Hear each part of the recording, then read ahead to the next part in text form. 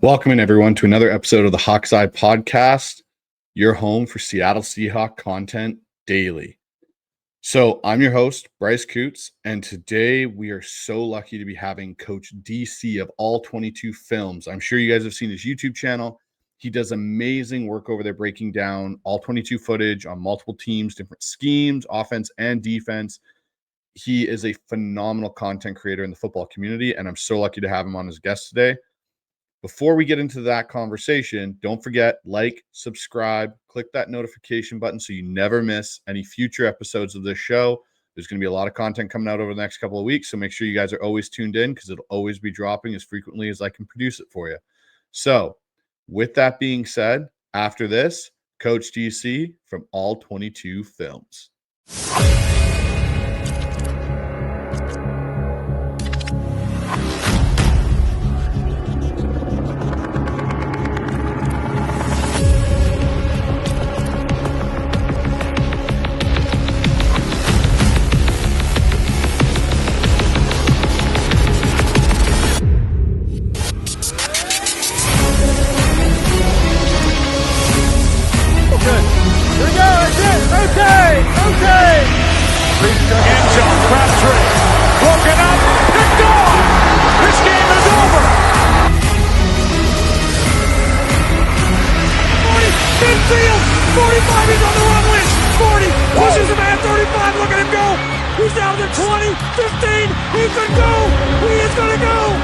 Touchdown Seahawks! Oh my word! All right, guys, welcome back in. And I've got Coach DC with me from All 22 Films. He does a great job with film breakdown on YouTube and through content. You're also a coach as well. So, Coach, I'm going to ask you this. How did you get into doing the All 22 film breakdowns for YouTube and starting that YouTube channel? Two things. The pandemic, so I was home for a period of time, and also a guy who is a Ravens content creator and I think super underrated, probably like nationally, but Ravens fans know who he is. His name's Coach Evans from Sip to Towie. He's got the best intro music, any content creator that I've seen. And I watched his videos. 2019, the Ravens had an amazing season, 14-2. We blew it in the playoffs. But Coach Evans had just amazing breakdowns. He does a call-in show, so people, call in, and it was just super interactive, and he was just a classy dude. And probably after watching his stuff for a full year, I thought, well, could I do this? And I started doing a YouTube channel. I was weaning myself off of video games, so I just substituted football breakdowns for that time because I have a quite addictive personality. And I got to be honest, I have a very similar addictive personality. I still play video games on the side. Madden still and NCAA are my go-to games. But I'm also addicted to football, and I love coaching it, and I love watching your stuff for the All 22 breakdowns because All 22 film is something I live on. Like, I even struggle watching sometimes games on actual broadcasts. I almost want to rather see them come out in the All 22 and watch it that way than I would, watch it in the normal broadcast. So, but Coach, while I've got you on today, I wanted to get your, breakdown and your opinion on Seattle's running game this weekend in San Francisco. We brought in Clint Kubiak and this offensive staff. Mike McDonald, fellow Ravens defensive coordinator, really wants to get a physical run game going in Seattle. And that was what we were preached all offseason, which is kind of why I wanted to ask you on where did it go wrong this weekend potentially for Seattle in some respects. So, first off, from your initial view of the game and the tape, what caused Seattle's inability to run the ball effectively versus the 49ers? Combination of things. Number one, the opponent you were going against, super prepared. They've been there, big games, preparing for specific situations. And I think we have some markers that I think I notice of them identifying patterns in Kubiak's offense, maybe. Of course, Kubiak was in San Francisco in 2023, but it was the pass game coordinator. But, I don't know how much overlap there is between what Kubiak is doing. There's certainly some things that are, I would say, Rams-esque. There's some things that are 49ers adjacent. And, so it's an interesting dynamic, I think, to reflect on when the season's over, that you've got those three teams in the same division going against each other with so much overlap in scheme and style. But I think at this time, I'm more so into crediting what the 49ers did. Not that there weren't missed blocks or things not timed up. The play that sticks out to me a little bit as far as things not being not ready for prime time yet, even though it's week one, is the play before the strip sack.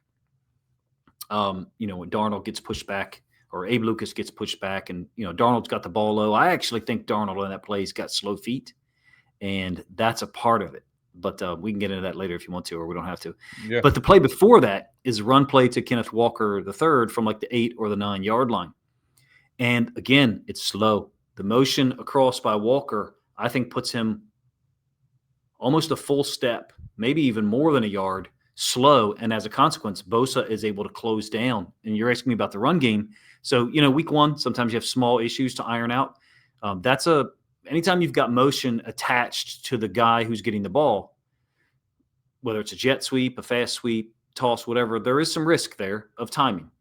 And that play, to me, is one that I think kind of illustrates that the timing will get better, number one, or they'll stop motioning the guy who's going to get the ball, in this case, Kenneth Walker III. But I think I'm more on the side of crediting the 49ers defense. What about you? For me, it's kind of a both. I think the 49ers, I think Robert Saleh is a phenomenal defensive coordinator. He's always well prepared. The 49er teams, when he was a defensive coordinator, usually were some of the top defensive units in the NFL. And I think to a point, what you're saying about them being that well prepared and understanding patterns in scheme and sequencing of plays of Kubiak probably played a portion to it. I also feel for Seattle, the running back rotation of Charbonnet and Kenneth Walker, because they're very distinctively different styles of runners, I think also kind of maybe inhibited the offensive flow from getting going in the run game to a point in certain things, because there's certain things Kenneth Walker does really well that are not things that are a strength of Zach Charbonnet and vice versa. And sometimes, as much as those are great things to have, they can also be a detriment if you don't know how to use them correctly at the right time. And I feel like sometimes the substitution and rotation just might have caused Seattle some problems. The one thing I'll ask you is, did you see moments where there were run plays that could have worked, but it was like one small piece didn't, whether it was the O-line not identifying second-level defenders properly, the read of the running back even, or even receivers not missing the blocks? Obviously, Seattle was missing Jake Bobo and Derek Young, who were better blocking receivers outside of Cooper Kupp in this offense. Were any of those things that stuck out to you in some of the stuff you'll show our listeners here? I mean, yeah, and I think it kind of goes hand in hand with what you talked about and what I said, which is their identification of things on defense is elite.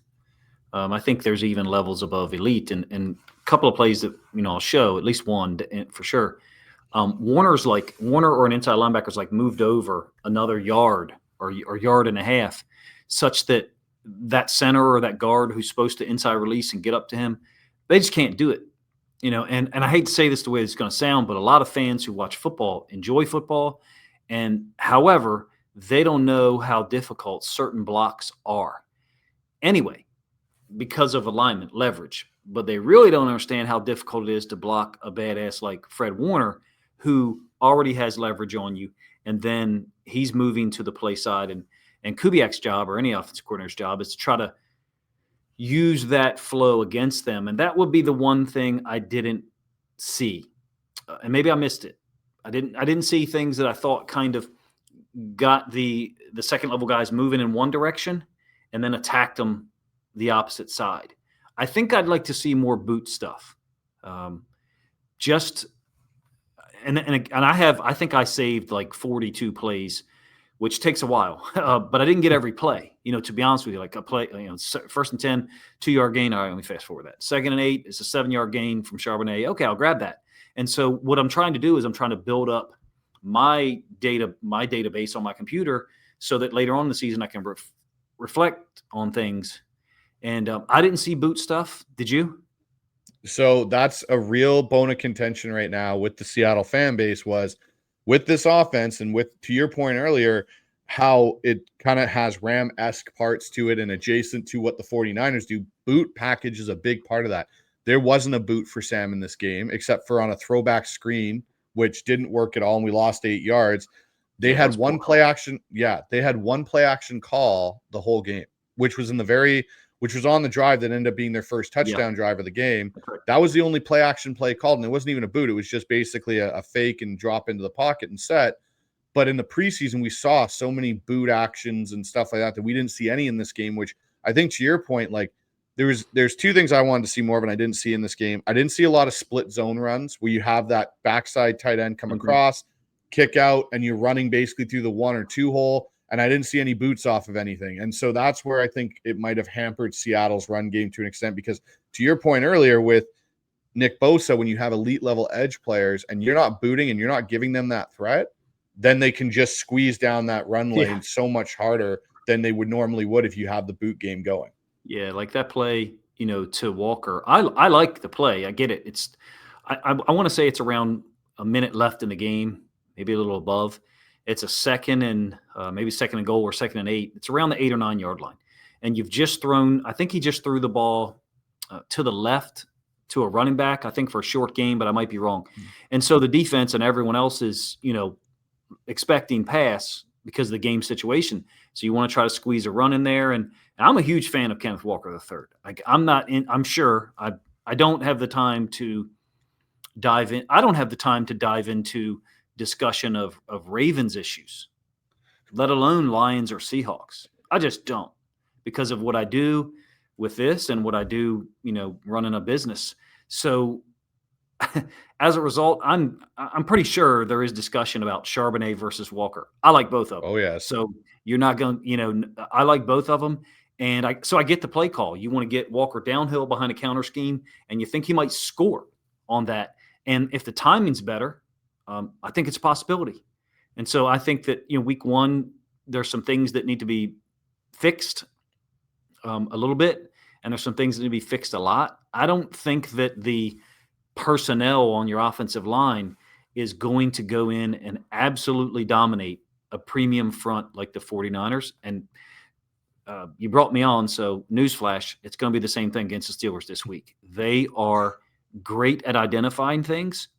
So some direct flow coming right at you stuff. But to your point, split zone, where the running back has a 2-way go possibly, and then also some horizontal conflict stuff I think you'd really like to see this week.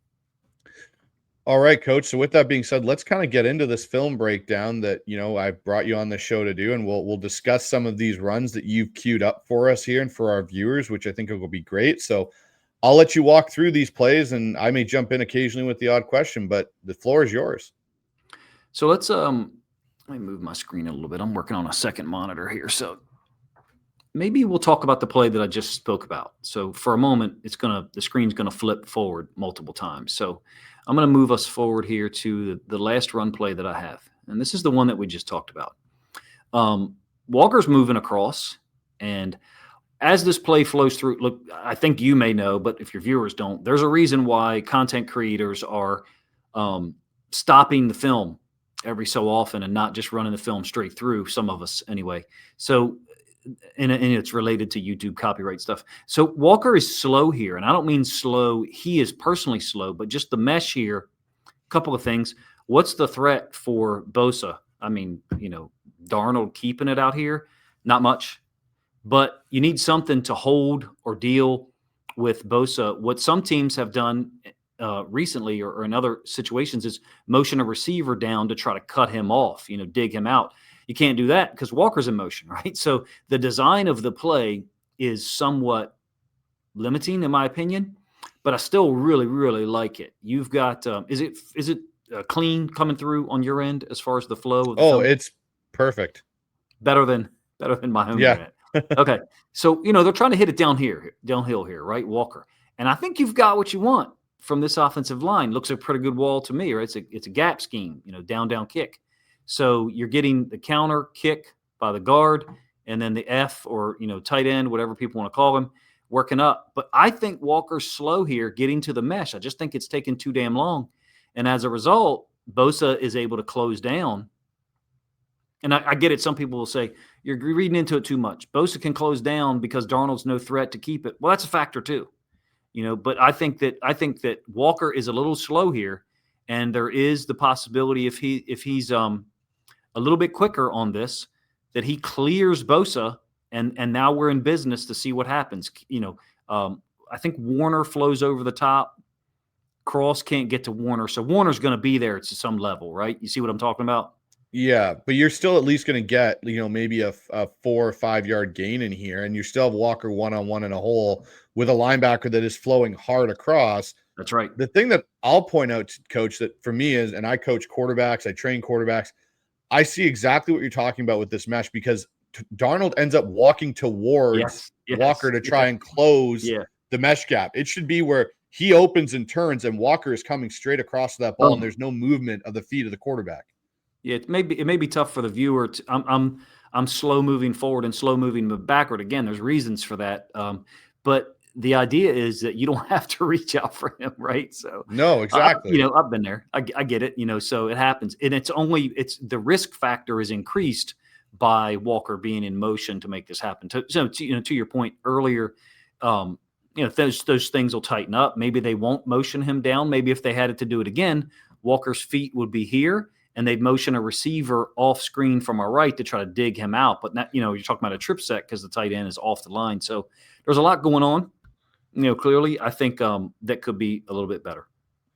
I would almost, if I was to do this with the motion of Walker, because I do like what it's doing and presenting to the defense, is I'd almost have Barner on the line and have another tight end set behind and allow Barner to actually take on Bosa in that block and pull the other tight end with the guard that way and try and run it that way, because you can't without jam it out like that with him, and then the other tight end exactly run it through that way and run it right in there. And the thing is, to your point, Darnold isn't a threat really to keep it here.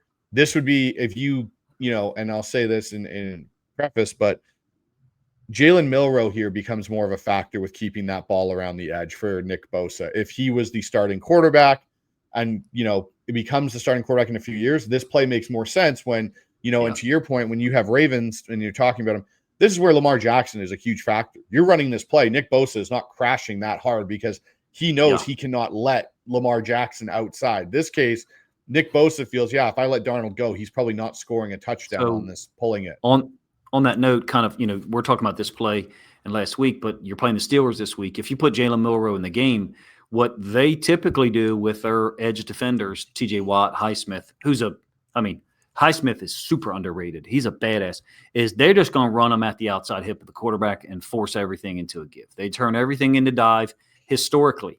Last year, the Ravens pick up Derrick Henry, and now they get the smart idea, we're going to run down the line. The first game they did not. They did that. The second game they did not. And Henry, annihilated them, and in the playoffs. So I don't know what you'll get if you get Milroe in the game. You want to move to a different play? Yeah, sure. You can go and just lead us through this. So this is one that I did a little 5-minute video on. I call it One Play Wednesday. Usually on Wednesdays, I try to get out like 5 or 6 of them because they're so much fun for me. One play. This Wednesday, not so much. I didn't have much time. But this is a 21 personnel setup for the Seahawks. And I don't love the fact that this is a failed play for the Seahawks, but as a defensive guy, I love the identification that the 49ers showed. So watch what happens on this motion, and I'll try to run this back a couple of times.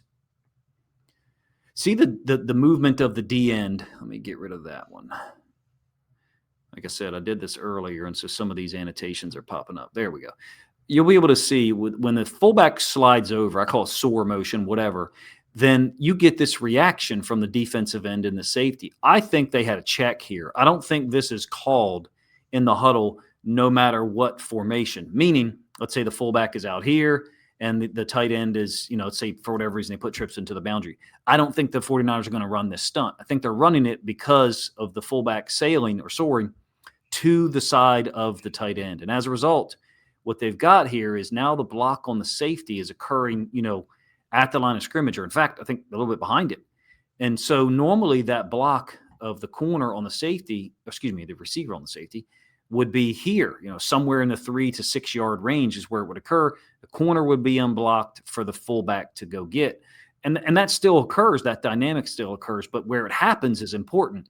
It happens here. It's all clogged up. And Walker, I think the 49ers, I don't want to say blitzed Walker, but what they did was they definitely attacked him. And I think this is identification. I think it's Warner and then Winters. I think it's Winters 53. He's a good football player. Yeah. They are able to get to the front side, both the front side inside linebacker and the Mike at the point of attack, unblocked. You're not going to get a successful run play. Let me give you the end zone angle. I call it an automatic front check, but people have different names for it. So as the fullback moves over, look at Warner. Like Warner's already, I think Warner's like, I'm waiting for you to move. Yeah, he seems geared to it. Like he seems so ready. And the other part of this, I think that's key with this check you're talking about is that end now shooting the B gap for them. Yep. And it just holds Abe Lucas. Lucas should be getting out here. He should be picking up Winters or one of these guys, and he can't because of this. This is definitely, I think, to your point, a automatic check. If this fullback moves, we've got this. We've coached it. They're going to run toss. Here we go. This is our automatic check to it. Now go be an all-pro in Fred Warner. One of my favorite things about football is the preparation on the defensive side of the ball. Sounds like you're an offense guy, so you can, you have the last word, or you can have the chalk last here. But I love the first 3 possessions of every game because I love, whether it's in our home stadium or yours, I love stopping everything that you do normally, the first 3 possessions. And what we always used to say to our kids was, we're going to get 3 stops. We're going to open a game with 3 stops, and we're going to score at least twice.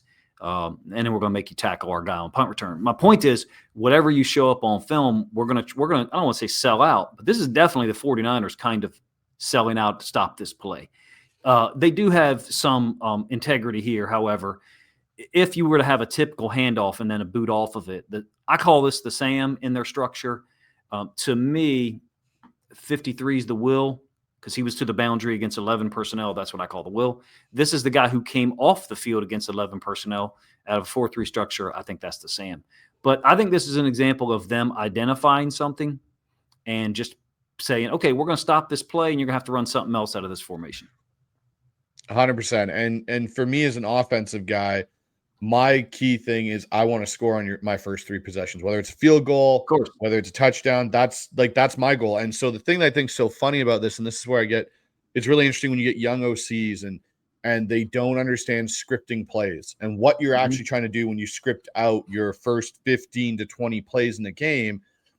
They're not meant to be big explosive plays. They're meant to give certain looks to a defense so you see how they're going to adjust. If we run this toss, and this is what their automatic call is when we're in this, we now know what our counter call is going to be off of this. Is it now a true counter where, hey, we fake toss and come back with a counter? That's your move and your chess match that goes on. And that's, for me as a coach, I love that. Yeah, it's so much fun. Yeah, it's so much fun. It's pure pain in the butt to coordinate especially on the defensive side, because you get these dudes who line up in like 9 different formations, but the thing is, when they do that, most of them are only running 2 or maybe 3 plays out of each formation. Like, thank you. Now I've got a good handle on what's going on. So this is, an interesting play. Now I will say this about the run game. They only totaled 84 yards, but that possession, when they go up 13-10, they do kind of get things going. And I think both guys are involved. So Kupp is double in here. Just really cool to see how he's got his eyes up. And what I mean is, like, his eyes to the second level guy as he's doing this. It's a run concept to his side. It's out of 11 personnel. So you've got the nickel on the field. That guy I just referred to as the Sam, he's off the field because it's 11 personnel. In addition to that, 53, the reason why I call him the will is because he's set to the boundary. Basically, for you guys, that would be anyone not named Ernest Jones IV would be the will.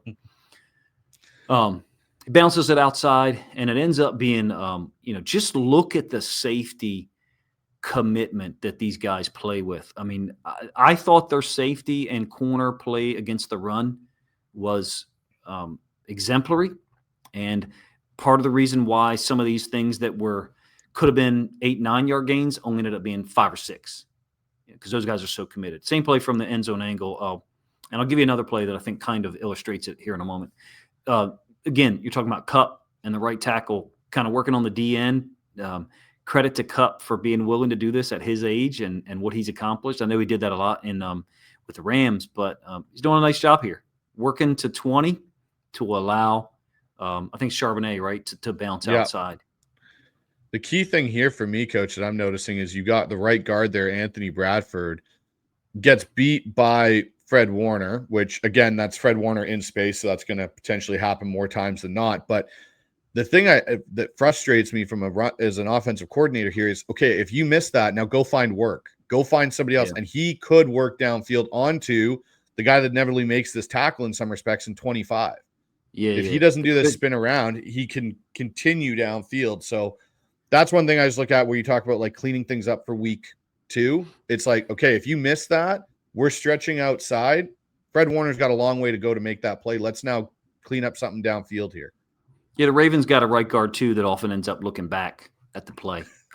Never good. So I don't know if you've heard about that situation. But the one thing I will say is Warner goes underneath, and so he's out of here as far as being the primary guy. Warner should be, Warner's feet, instead of being here, should be somewhere in this range for perfectly defended play, and he should be able to cut a yard off. So Bradford, while being your least athletic guy, I think that's pretty obvious. At least is losing to the correct side, the side that isn't going to allow it to be a home run or a triple for Warner. But athleticism of Zabel, I really like, man. It was so jealous. Yeah, Zabel and Sundell, our center, have played together in college, but that's one guy for me too. Like both of them together, I really love Zabel, and I think Sundell is going to turn out to be actually a good center because even his block here on 96, that's not an easy block. Like that's still trying to get across face and make sure he doesn't penetrate that run and blow it up. It's not easy. And to your point earlier, it is not easy. Not at all. I mean, so many fans, don't, I hate to say this the way it's going to sound, so forgive me if it sounds arrogant, but they don't know that they don't know. Some people, at least they recognize or realize that they don't know. There's a lot of people who watch football that don't know what they don't know. And this is a damn tough block on that shade or that one. So I totally agree with you. I like those guys. I like them next to each other. I agree. Get to try to find one more where the corner gets involved. It's going to take me a second to find it. My apologies. Oh, all good. I think this is it. Give me a second. Yeah, this is it. All right. So I had to go to the end zone angle for a second. Sorry. I think this is the drive where you go up 13-10. I could be wrong. So it's 21 personnel. So what that means is you're getting your 4-3 response from the Niners. You okay on time? Oh, I'm good on time, sir. Go for it. All right. So you're getting your 4-3 response from the 49ers and then, rolling the Sam up to the tight end side. He kicks the DN down, and the 3 technique really disrupts this. This is what I love about the under front, what I call the under front. 3 technique is really going to disrupt this. I think it's against Bradford. Really resets that back, and the path of the fullback on the zone lead is disrupted completely. So I think Charbonnet's got to cut it back. And of course, it's the corner, the little guy, the little SOB that, like I said, I like Green that fits in there along with the safety. No, their safeties and their corners really were aggressive. And to the point here with this particular play, this is where I think Seattle's lack of play action kind of hurt them in this game, because to your point, the backside, but even the 3 tech here firing out the way he does, he has no care that there's a chance that Darnold's going to pull this and go. He's firing into that gap 100 miles an hour and pushing Anthony Bradford back. And it does make it harder on the offensive linemen in general when you don't call play action. Very Salah or Saleh-esque with the Jets with these wider guys. I think he's going to get a lot out of Bosa. I know that Seahawks fans may not want to hear that, but I think he's going to get a lot out of Bosa. So this is the same play from the end zone angle. Under front is what I call it. Some people, old people older than me, call it slid 50, a 1 or shade strong, 5 strong, and then the Sam linebacker is a 9 technique to the tight end. Watch Green insert here after the disruption that occurs on Charbonnet's path. The Sam has pushed that DN down so that, that really occupies the left tackle Cross, who I'm glad to see is moving well and hopefully has a good season. And then 0 Green is going to insert right in here along with the safety when Charbonnet cuts it back. This is just a prepared defense, in my opinion. Warner's off the field here. I don't know if he was hurt or what. 48's back on. This to me is, again, tendencies, understanding who you're going up against and what they like to do in certain situations. And it's good coaching. Like, you can tell this is to that point of that very earlier film study that we went over with the counterplay where Bosa crashes down and they have all, and how they're taught. And even that run call with the toss where it's like, this is an automatic. This looks again like, hey, they're in this situation. This is something they're going to likely go to. This, again, the D end shoots the B gap and causes Cross to have to come down with him and leave that open fill road for the corner to come in and fill that gap. Yeah, I'd be real interested to see. I wish I had the time, maybe someday, to track, every offensive play and 21 personnel runs, because I don't trust data that's out there. I'll be honest with you. I'm going to sound like an old curmudgeon right now. A lot of people only refer to 21 personnel if it's a 21 personnel formation. That's a fullback. This is 21 personnel no matter where I know you know this, but no matter where he lines up. There's a lot of people who are like, oh, but he lined up at receiver. It's still 21 personnel. So I'm wondering if, the 49ers were really good with their preparation for Kubiak in terms of personnel stuff, because a lot of this stuff, this movement stuff, seemed to occur when it was, heavier personnel groupings. All right, I got another one against a base 4-3, but you got an interesting little wrinkle for how they're lining up, and it's these two guys right here. You actually do get something out of it. I think Zabel ends up countering, and I think him and this corner kind of get in a little scuffle post-snap. But you got really good angles for down blocks on these guys. We'll come back to the end zone here in a moment. That's what I'm talking about when I say 4-eye and 2-eye. Oops, got a little excited there with my cursor. So it's a power concept, and it's out of 22 personnel, tight alignment by cup. This is a little bit related to what we talked about on that counter read with Darnold and Walker earlier. He's trying to cut Bosa off. He just can't get it done.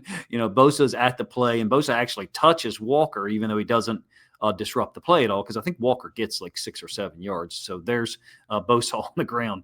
Kind of unrealistic. But one of the few times where you got a scene right exactly where it's intended to go.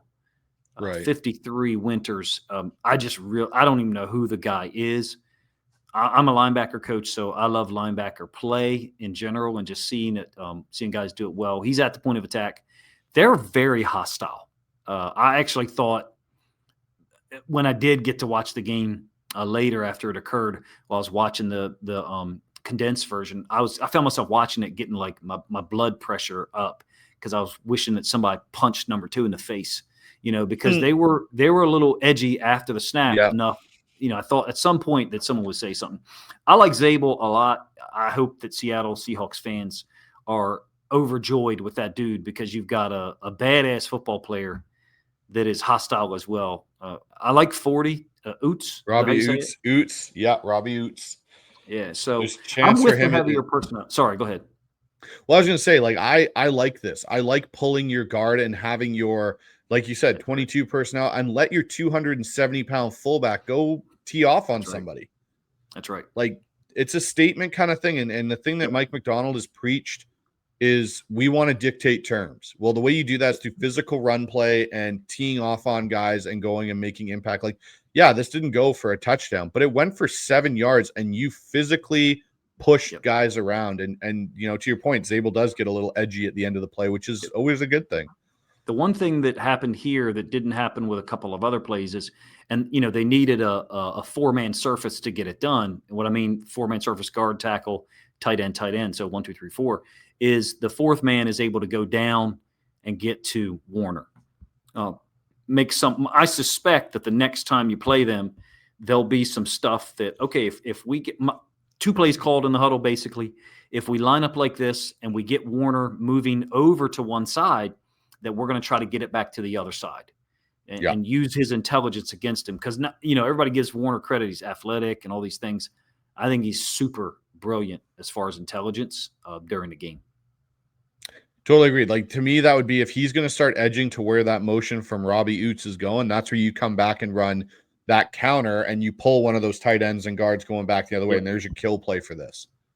So last one, and this is a 22 personnel group, and it kind of speaks to what we talked about earlier, which is the 49ers kind of being prepared for what's happening for your personnel group. So 22 personnel, you got your 2 tight ends and then your 2 running backs, right?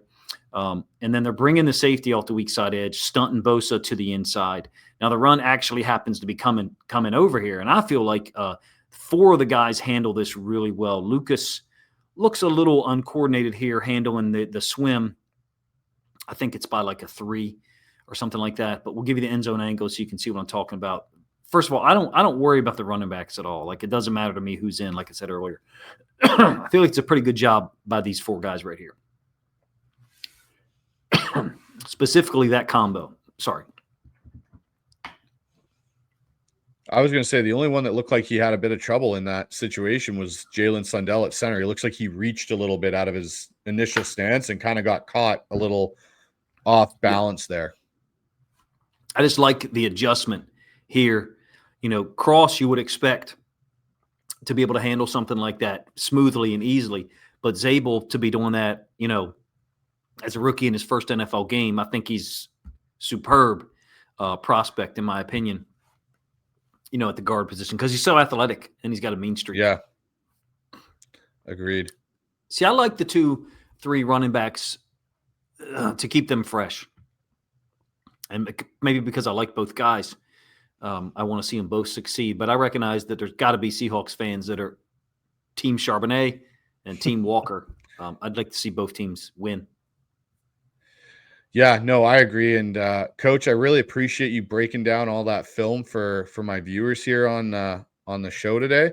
So what I'm going to ask you, Coach, is what are the adjustments you see Seattle making to try and be more effective in the run game against Pittsburgh? Because like you said earlier, it's not going to get any easier when it comes to the front that Seattle's running into now in Steeltown.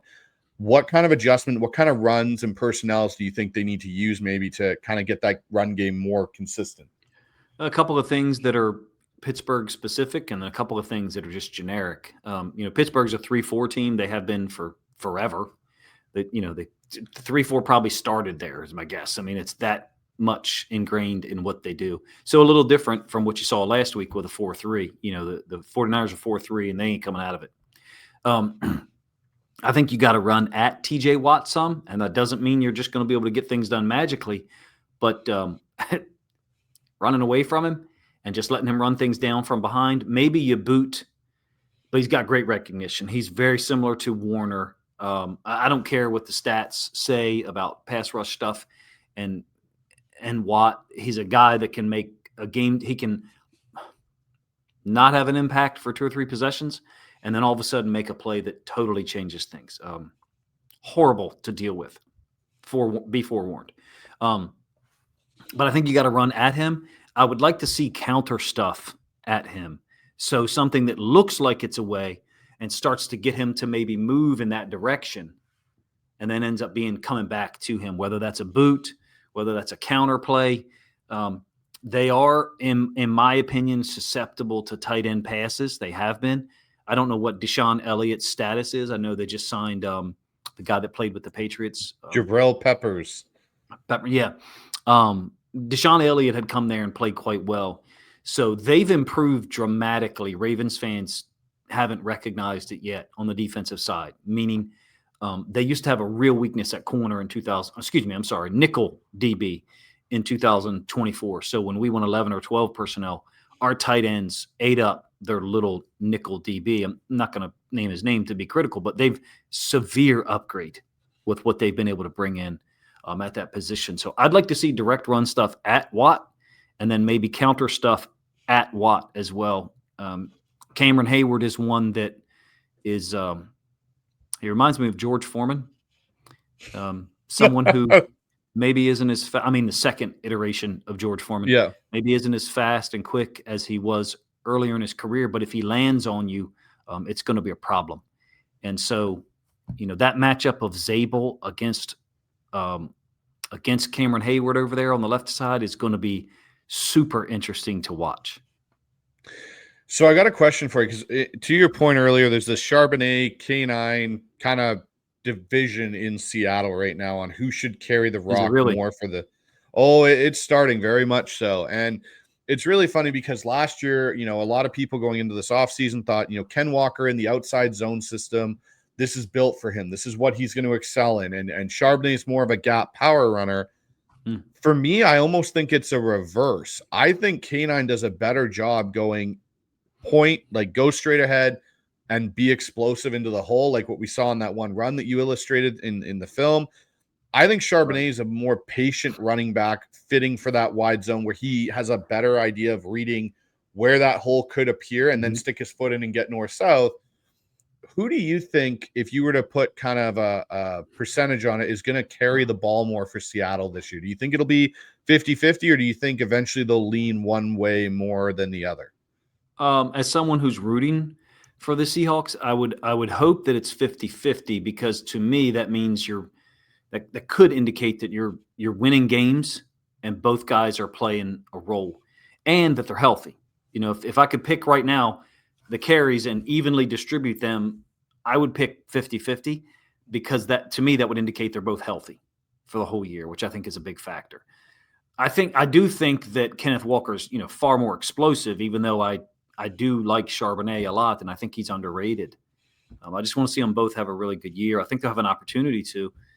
It's the Steelers are a team, that they're going to try to take away something similar to the 49ers, depending on what you're trying to accomplish. And so the tendencies, it'll be interesting to see what they are after week one and how the Steelers try to adjust and use that against you. I guess if I was to say, I agree with you generally about what those guys are strong, their strengths are. And I would like to see Walker get downhill now, whatever the track is, and then make your move once once you encounter some opposition that is outside of the scheme that we had. So I think I would agree in that regard. I don't think he's a guy who can't read the zone stuff, but I think I'd like to see him on his tracks and then adjust once the other team's jersey shows up, if that makes sense. Completely makes sense. So, Coach, I really want to say thank you for your time. I really appreciate you taking the time to bring all those plays on, and definitely would love to have you back at some point in the season, maybe go over the passing side or even Mike McDonald's defense, because I know you are a defensive guy. So I'd love to get your take on what he's doing this year in Seattle with some of the things when we get farther along in the season. But for my listeners, where can they find more of your content? First of all, thank you for, bringing me on, reaching out. And I'm always humbled when people ask me to come on the podcast. I never expected opportunities like that. So thank you, actually. All 22 films on YouTube. And then I'm also on, Twitter or X. I find myself wanting to be more active on Twitter or X. And the only time I end up being as active as I want to is when the Ravens are doing something wrong. And I'm hate posting. Otherwise I'm quiet on Twitter because, there's no ability for me to generate revenue yet for that. I just haven't reached that level. So YouTube is really my main thing. I do have a Patreon for Ravens, Lions, and then Seahawks. They're separate ones. I think we've got 13 Seahawks fans in there to, just discuss the game and normally just chat back and forth, post. I got it on my phone. So Discord's fun. It's, I don't know, it's $5 a month, something like that. And that's really, where I am virtually most of the time during the day. My wife's like, what are you doing on your phone? I'm like, I'm in the Seahawks Discord, or I'm in the Lions Discord, or the Ravens Discord. She's like, why? I'm talking football. It's football season. Coach, you know what? I'll make sure as many of my subscribers get over there and subscribe to your channel. So I'll make sure all the links for that are posted in the description so everyone can click, find their way over to your content, because it is amazing content. I watch it every week. I have the notification click, so I never miss an episode of it. So, Coach, I'd like to say thank you again for your time. Yeah, man. I wish I could do more Seahawks stuff. I wish I had enough time in the day to do I'm doing a thing for the Ravens called Inside the Coverage, where I try to display as many coverages as possible and even categorize them. I would love to do that for Mike McDonald's and Aiden Durdays, I should say, as well. Because I think that what they're running there is so complex and so different than what you see for much of the rest of the league. So in any case, maybe sometime in the future I'll have more time and be able to do something like that for Seahawks fans as well. But, appreciate you inviting me on once again.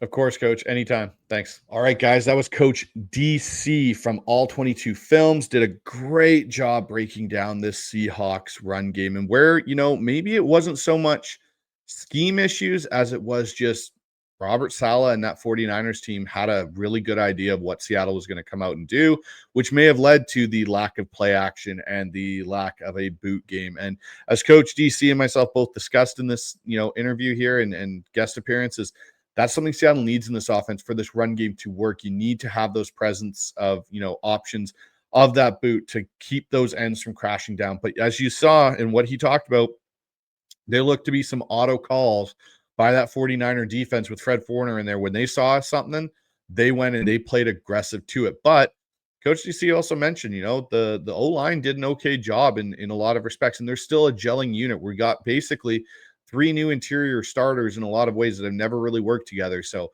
we'll hopefully see this get better. And like you said, it's not going to be a much easier task versus Pittsburgh Steelers defense coming up this Sunday. So with that being said, everyone, I appreciate you all for tuning into this episode of the Hawk's Eye. I promise we'll bring more content, you guys. I have, the post-game live show that'll be Sunday night, as well as my 3 keys to a Seahawks victory, which will be on Saturday morning. So make sure you're tuned in and checked in for those. And as always, subscribe, click that notification button, like the videos, share the videos with fellow Seahawk fans and other people out there that love this type of content. And as always, go Hawks.